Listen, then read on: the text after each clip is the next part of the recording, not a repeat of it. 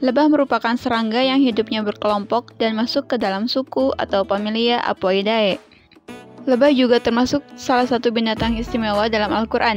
Hewan ini juga disebut sebagai hewan yang serbaguna dan memberikan banyak kegunaan bagi manusia, mulai dari awal hidupnya hingga akhir hidupnya. Menurut para ilmuwan, lebah adalah hewan yang sangat penting bagi keberlangsungan ekosistem. Ia pun diabadikan sebagai nama surat di dalam Al-Quran, yakni surat An-Nahl.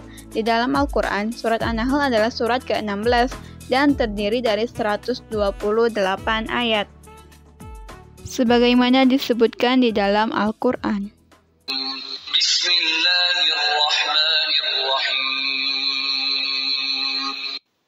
أوحى ربك إلى النحل أن اتخذي من الجبال بيوتا ومن الشجر ومما يعرشون ثم كلي من كل الثمرات فاسلكي سبل ربك ذللا يخرج من بطونها شراب مختلف ألوانه فيه شفاء للناس إن في ذلك لآية لقوم يتفكرون. Filosofi lebah. Yang pertama, lebah hanya memakan saripati bunga. Lebah hanya menghisap saripati bunga, ia hanya mengambil yang inti dan membiarkan yang lain. Lebah tahu yang menjadi kebutuhannya hanya saripati, bukan yang lain. Ini mengajarkan bahwa setiap kita manusia sudah seharusnya mengambil sesuatu yang baik dan halal, sebab mengambil hak yang lain hukumnya adalah haram. 2. Lebah menghasilkan madu. Ia memberikan manfaat bagi manusia. Ini pelajaran bagi kita semua, bahwa madu berasal dari saripati bunga dan baik, maka keluarnya pun baik. Sesuatu yang halal, keluarnya pun halal pula, dan ia banyak memberi manfaat bagi orang lain. 3. Lebah ketika mencari makan tidak merusak.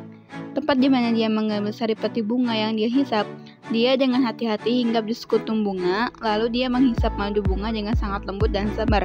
Begitu pula sebaiknya. Dengan kita manusia harus bisa berusaha mencari rezeki dengan cara yang baik, tidak merusak lingkungan dan juga alam. 4. Lebah ketika mencari makan dan hinggap di sekuntum bunga, dia tidak hanya mengambil yang dia perlukan, tetapi kehadirannya membawa manfaat untuk bunga yang ia hinggapi, yaitu dia membantu proses penyerbukan.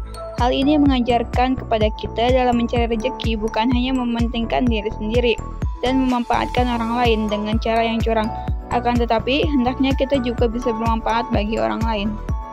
5. Lebah tidak merusak. Dimanapun dia hinggap, tak ada setangkai daun atau ranting pohon yang patah. Betapa santunya hewan kecil ini, hingga dalam bergaul dia tidak menyakiti siapapun dan senantiasa menjaga kedamaian dalam setiap suasana. Lebah senantiasa memegang prinsip menjaga ketentraman dan pergaulan antar sesama. 6. Lebah punya harga diri. Ia tidak akan pernah mengganggu orang lain selama kehormatan dan harga dirinya dihormati. Namun, bila harga dirinya dizolimi, ia akan siap menyengat pengganggunya. Demikian juga kita, manusia, seharusnya lebih bisa dalam menjaga kehormatan diri kita. Jangan sampai kehormatan kita begitu mudah tercampakkan hanya karena hal sepele. 7. Lebah memiliki senjata yang cukup berbisa dan banyak ditakuti manusia, yaitu sengatanya yang sangat menyakitkan, dan setiap lebah memiliki senjata tersebut. Tapi yang perlu kita tahu, meskipun sekumpulan lebah memiliki senjata yang sangat berbisa dan hidup dalam suatu tempat. 8. Lebah makhluk yang sangat serius menjaga sarangnya. Karena di dalamnya ada ratu yang sangat dijaganya, lebah akan terbang menyendiri menyusuri hutan-hutan untuk mencari saripati bunga untuk dibawanya ke sarang.